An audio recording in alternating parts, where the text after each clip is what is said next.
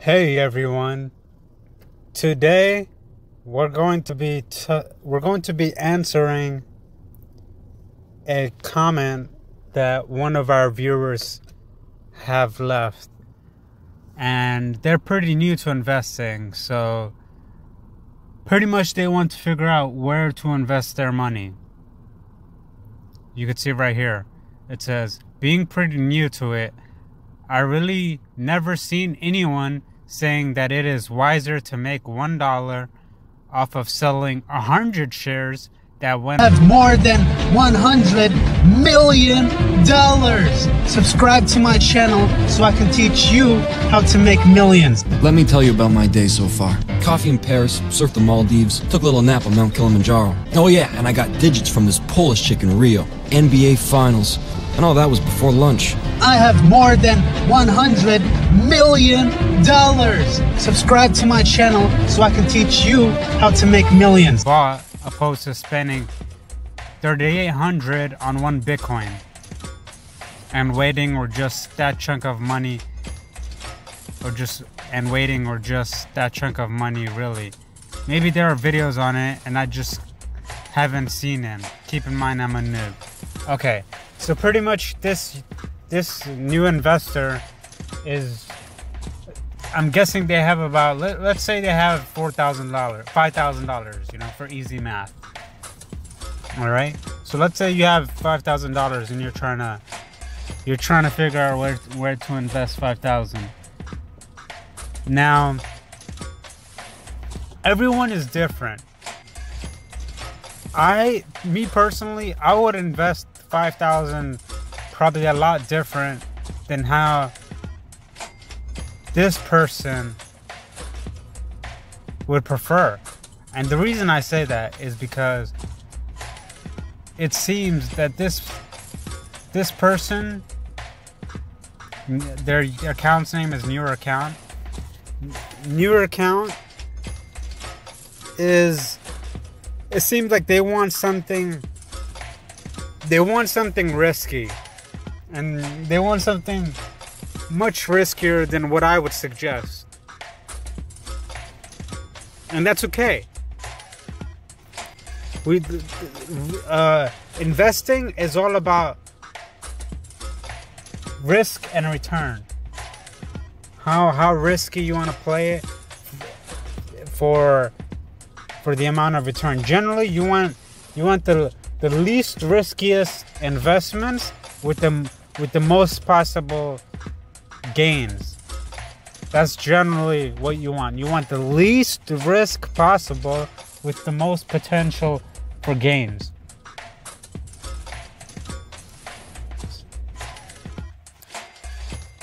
I don't have the best writing, so bear with me. But alright, so here I'm gonna write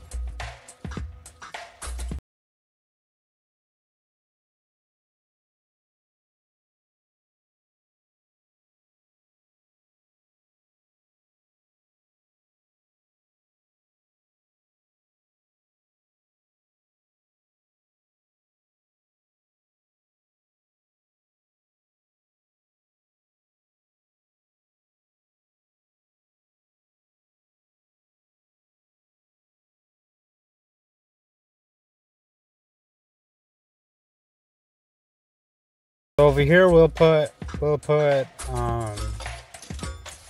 less risky.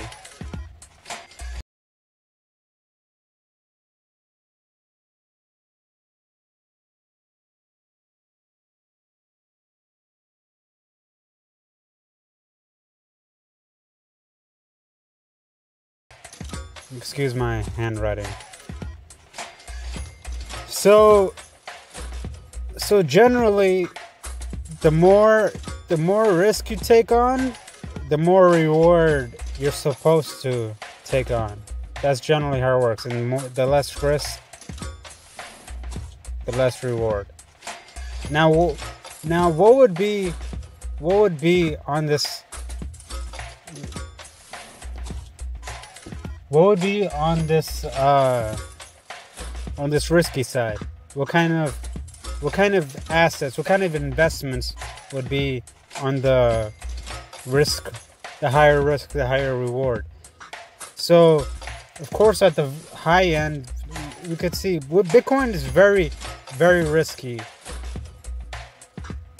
Bitcoin is very risky.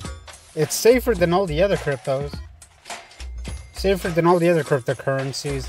Ethereum is pretty safe too.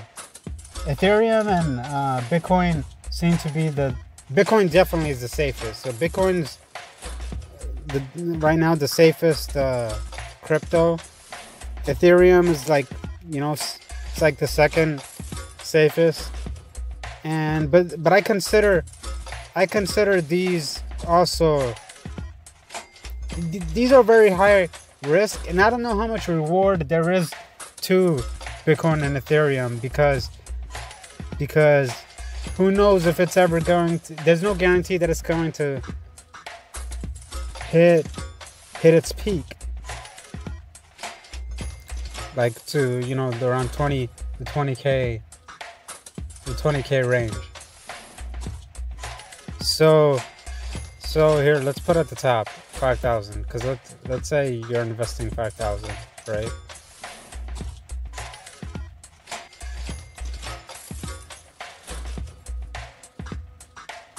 I'll tell you where I'll invest 5,000, but just because I invest 5,000 one way doesn't mean you have to. The difference between a noob investor and a professional investor is that a professional investor, they already have an idea of their own style. They have an idea of their own risk tolerance. And it could be different than another professional, and that's okay. Everyone has different risk and rewards. Everyone has different investing strategies, different investing styles. And you just have to find the one that works best for you. And you could learn from us for sure. Me, I always try to learn from other people. But generally, I'm at the stage where I know more than most people. But there's people who know more than me, or they might know something more than me and have a certain advantage over me while I have another advantage over them. Maybe some people have higher risk, but they could also have higher rewards. While some people might not be taking, their investments might be less risky, but they're also getting less rewards. So there's pros and cons to both sides, okay? So back to the high risk, high reward. Bitcoin, Ethereum, these are high risk, and who knows if they're high reward. That's why me personally, I'm waiting for Bitcoin to fall.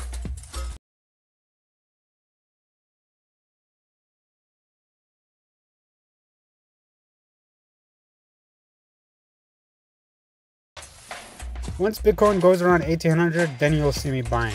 Right now, I still find it expensive. And if you only have 5,000, you don't want to spend most of it on just Bitcoin. That's risky.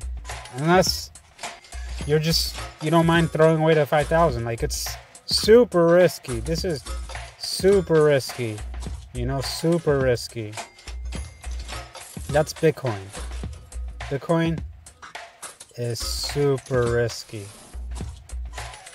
And I don't know how much reward it has. Now, let's talk about the less risky, just so you kind of have an idea of what's less risky. Generally, one thing money is not risky, because it's not like Venezuela. Venezuela's money, that's risky. Their money is super risky. It's the most riskiest money. It's probably the most riskiest money out there. And the reason Venezuela's money is one of the riskiest money out there is because they try to print. They printed way too much, and they try to give everyone millions of Venezuelan dollars or whatever. I'm not sure the name of their money, where they try to give everyone millions of it. And when you give everyone millions of it without enough abundance, you can destroy the value of the money. The more money there is, the less rare it becomes, the less value it becomes, the less it's worth. So with cash, here, let's just call this cash right here, which is it's some of the the least riskiest investments. So yes, cash is an investment. It's the least riskiest, but it's also the least reward. Actually, as a matter of fact, cash, like pure cash, actually declines about 2 to 3%. So you're in the minus. You're in the minus right here.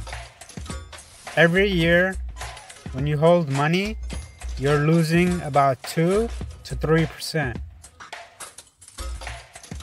But at least money is very liquid. You can usually use it right away. You can buy cheap investments with it. There's definitely benefits to having cash. So that whole billionaire Warren Buffett holds a lot of cash because he takes an advantage of stocks when stocks go on discount during crashes and stuff. So cash loses about 2 to 3%, but there's a way to beat this 2 to 3%, and that's what everyone should be taking care of, everyone should be taking advantage of, which is a high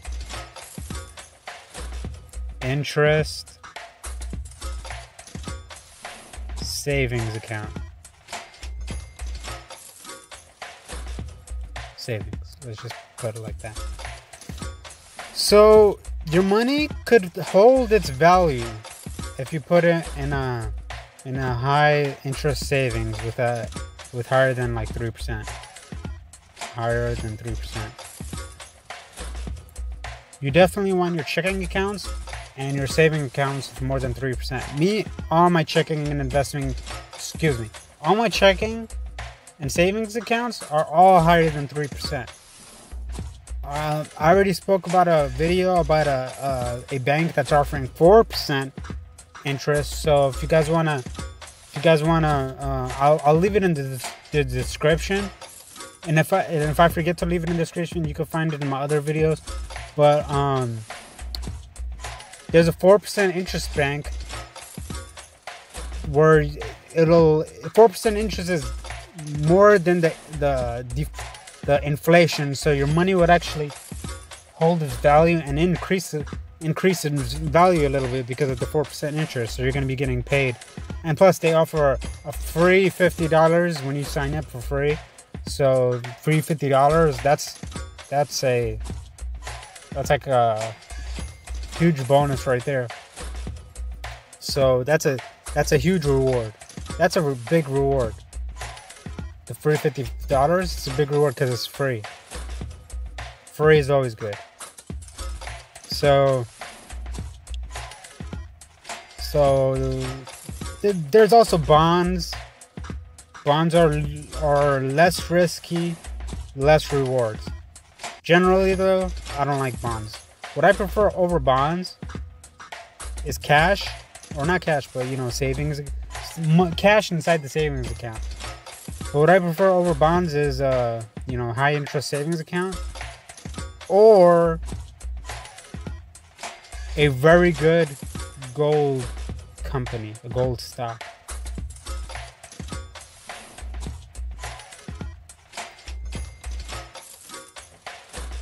There's some good gold companies out there. They're hard to come by. I'm invested in 2, which I think is the best ones. I could talk about that further if you guys want. The gold companies I'm invested in. Smash that subscribe button, hit that like button. So don't forget to subscribe. All right, I'll give you a second. Go subscribe. Click that subscribe button. I'll wait over here. Go click that like button. I'm waiting. Look, hit the like and subscribe. And all right. But anyways, so gold. Gold is what I prefer over bonds. Gold, and also I prefer the 3% or more than 3% or higher over bonds. But if you want bonds is your style, hey, go for it. These are some of the less risky, less reward. And then there's other stuff, you know, treasuries and other stuff. But generally, that's what I'm thinking about right here. Less risky, less reward. And then right here in the middle, which is a sweet. Actually, I wouldn't even say the middle. But yeah, I would say the sweet spot. Let's call it the sweet spot. Here, since I ran out of space, let's bring this sweet spot right over here, okay? So we could talk about it right here. Alright. So the sweet spot, what I like to call low risk, high reward stocks. Low risk, high reward. But not just low risk, high reward, but also diversification.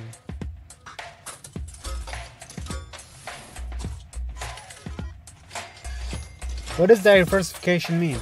Diversification means you don't want to have all your money in one thing. For example, you don't want to have 100% of your money in bonds. That's stupid. You don't want to have all your money in cash. That's also kind of dumb. You don't want to have all your money. If you have all your money in a high interest savings account, still not the best path, but at least you got a high interest savings account. And if you got a little bit in gold, if you got all your money in gold, that's also a bad idea.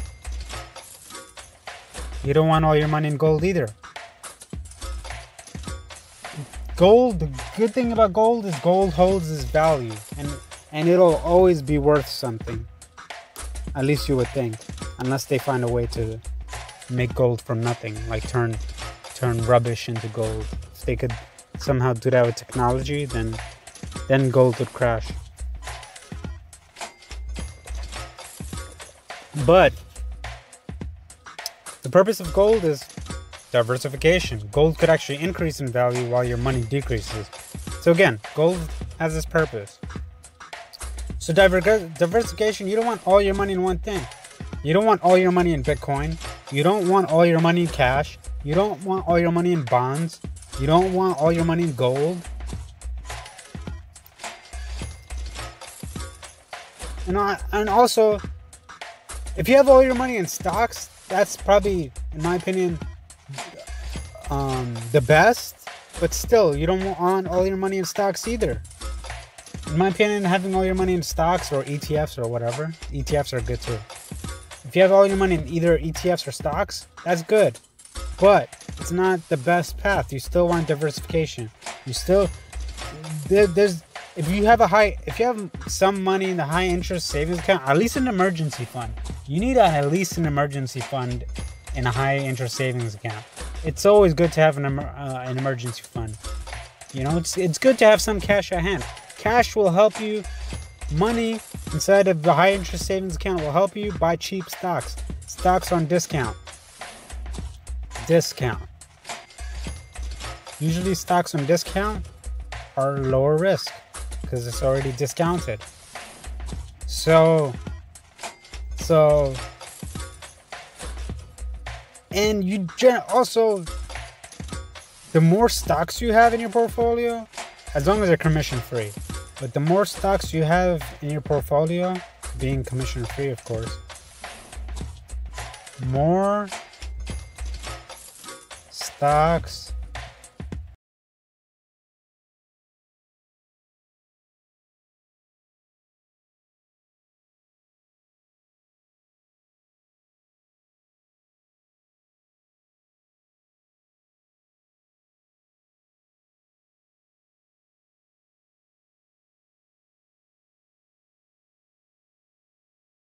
if you invest in multiple stocks, that's less risky than if you invest in just one stock. However, if you invest in just one stock, that could also, either you could lose all your money, or you could that stock could make you wealthy. That's possible, but it's risky. One stock is risky.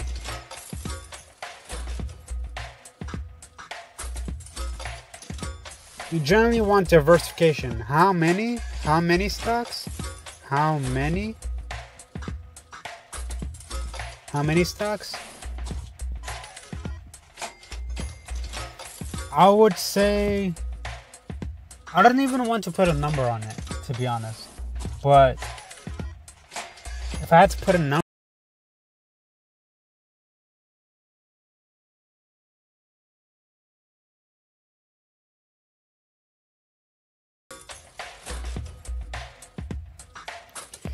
so we have right here, you can see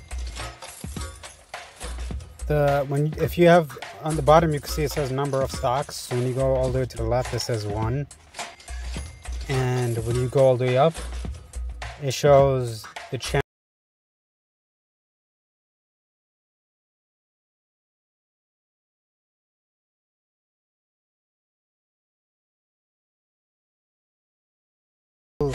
You see the chance of reward, but also the risk.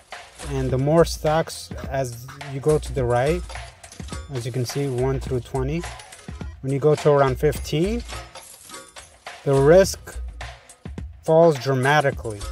So if you have 15 stocks, each in a different sector, so 15 different sectors, 1 stock in each, if you have something like that, then you bring down the risk by a lot.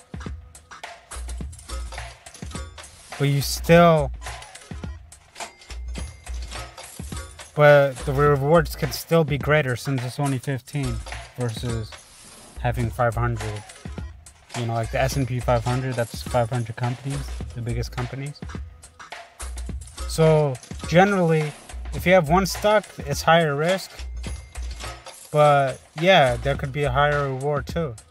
If you pick that, it's just 1 stock. So if that 1 stock makes it, then you can make a lot of money. But if that 1 stock loses, then you lose everything. That's why I would not buy just 1 stock unless you only have money for 1 stock. If you have only enough money for just 1 stock, let's say you only have $50 and the stock is like $50, then yeah, okay, fine, get 1. But if you have enough money to get like 1 of each or something like that, or 10 of each or whatever, 100 of each, and you could get 15 different stocks in each sector. By the way, I have way more than 15 stocks. In my portfolio, I have close to, it's like about 50. It's around 50 stocks that I have. But generally, if you want to be diversified, you need 15 only.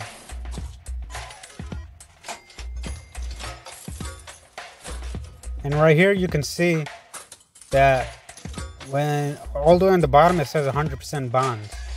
When you look at 100% bonds, you can see the risk. The risk is what, 11? But actually 100% bonds is riskier than if you have 26% stocks and 74% bonds. You can see right there. The risk is only it's less than 11. It's like 10.5. So the risk actually comes down when you have stocks to your portfolio. That's why even if some guy is 100 years old, he should not invest in 100% bonds. Even though bonds are generally less risky, that's dumb. And the reason it's dumb is because you can see it right here. If you have stocks included in your bond portfolio, you would actually decrease risk. But then once you increase stocks, like 50% stocks, 50% bonds, yes, you become more risky. But you could look, the reward becomes greater. When you go all the way to the right, you could see It says maximum risk portfolio, 100% stocks. You can see it's a lot more risky, but there's also a lot more reward. And generally stocks outperform bonds. So that's another reason why I don't have any bonds in our portfolio. 0 bonds. But that's just me. If you like bonds, then get some bonds. If you want a portfolio that's 26% stocks, 74% bonds, then that's probably one of the least riskiest portfolios you can make. Imagine you have 74% bonds, and then 20%, the 26% stocks are 15 stocks in different sectors. That's a very low risk. Seems pretty low risk to me. And again, you can see over here, this is also a good chart. I like this chart. You can see cash is low risk, low reward. You know, and then you have a fixed interest. That could be like, you know, savings account, higher reward.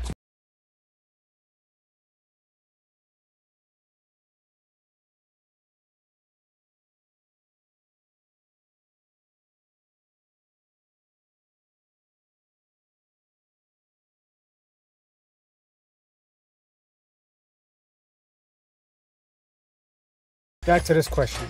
How many stocks should you have in your portfolio? I would say if you could only afford one, just get one. But generally you want at least 15.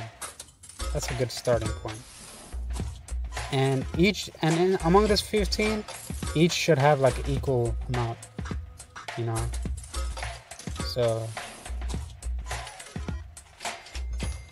I'm not sure what, you know, if you want to do the math, it's something like 100 divided by 15, and then whatever number you get from there, you know, 15, 30, 45, 60, 75, 96.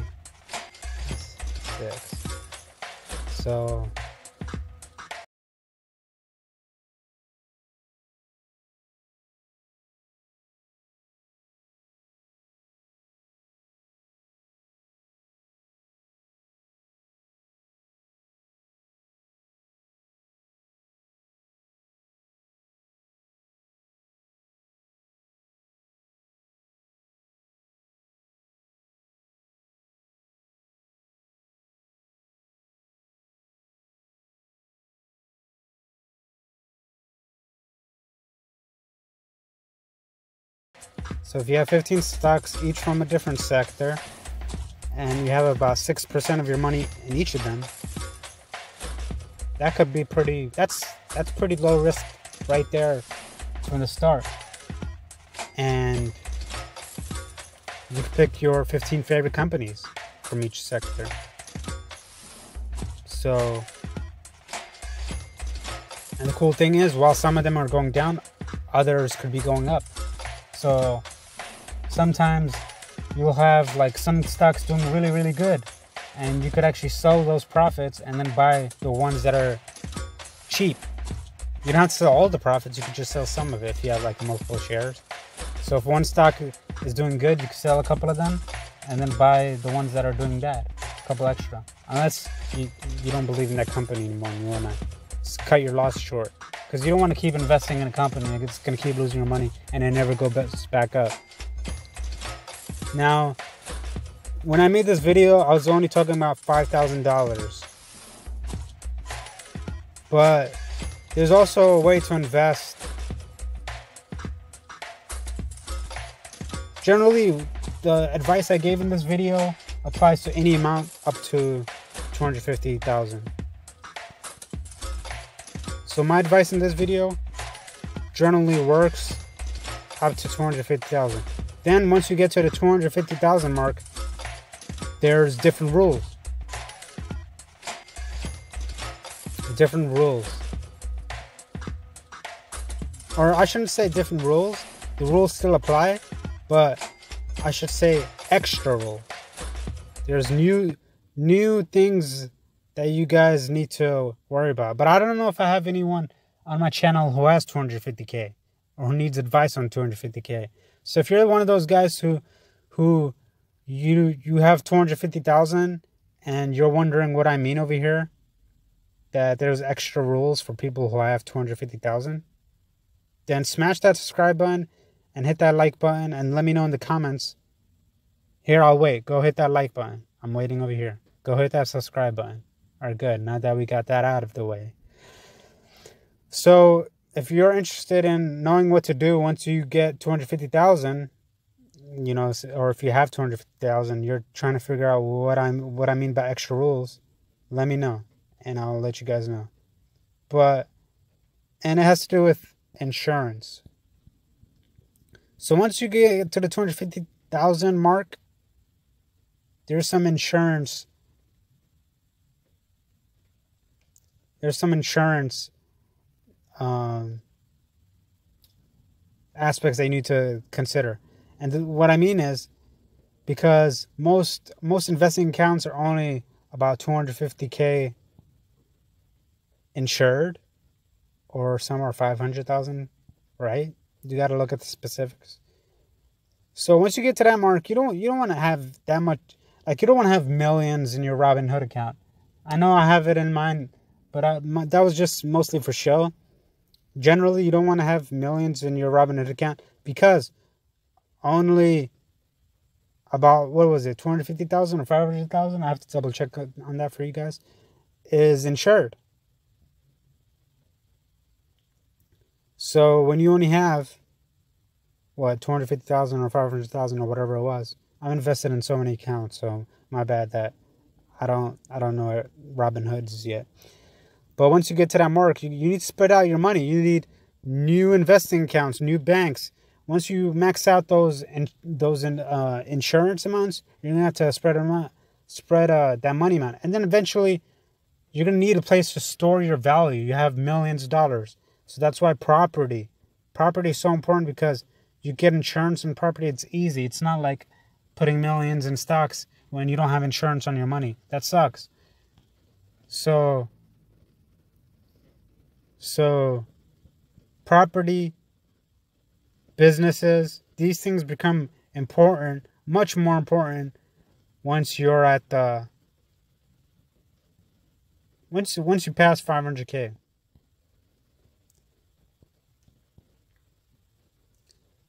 Anyways, that's all I'm going to talk about that. If you guys like this video, smash that subscribe button, hit that like button. Let me know what you guys think about this video and if I helped you guys out. And thank you guys for watching this.